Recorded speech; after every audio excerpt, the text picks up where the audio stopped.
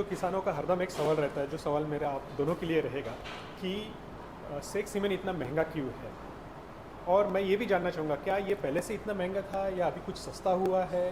तो कैसी शुरुआत हुई इसकी? ये लैब बनने से पहले क्या रेट में है किसानों को ये सेक सीमेंट मिलता था, कितना मिलता था, और अभी क्या चेंज हुआ है इस लैब की वजह से?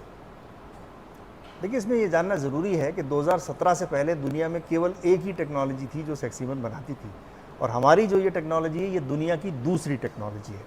तो डेफिनेटली एक चीज़ तो हुई है कि कंपटीशन आया है, और कंपटीशन के आने से अगर मैं बिल्कुल सिंपल शब्दों में बताऊं तो कीमत आधी हो गई है। अच्छा।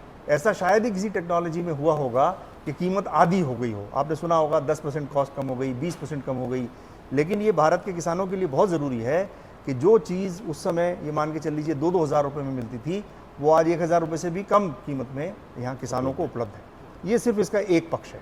दूसरा पक्ष इसमें ये बहुत इंपॉर्टेंट है कि हम कम से कम किसी भी ऐसे बुल का सीमन सेक्स सीमन में कन्वर्ट नहीं कर रहे जो जेनेटिकली नीचे लेवल पर हो। केवल उसी बुल का सीमन सेक्स किया जा रहा है जो सबसे बेहतरीन है। हमारे पास जितने भी बुल हैं उसके जो टॉप 25% बुल हैं, केवल उन्हीं का सेक्स सीमन बनाया जाता है, चाहे वो किसी भी नस्ल के हों।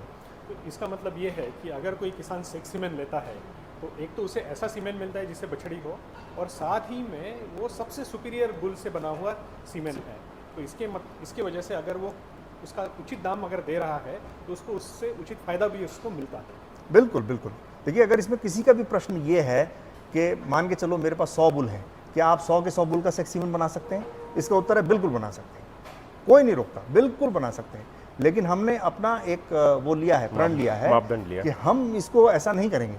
हम जो हमारा टॉप बुल होगा किसी भी श्रेणी में, चाहे वो देसी हो जैसे कि गिर नस्ल हो, साहिवाल हो, चाहे HF और जर्सी हो, चाहे भैंस में मुर्रा हो, हम हमेशा जो टॉप बुल है केवल उसी की सेक्सिंग करेंगे।